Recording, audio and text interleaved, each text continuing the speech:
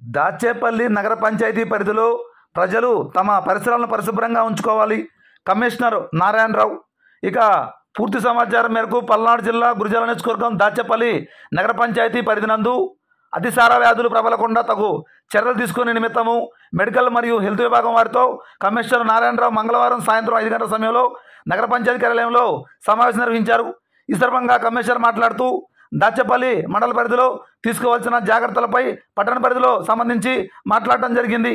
కాచి చల్లార్చిన నీటిని తాగాలని, వేడి ఆహార పదార్థాలు తీసుకోవాలన్నారు. అపరిశుభ్ర ప్రాంతాలను శుభ్రంగా ఉంచుకోవాలన్నారు.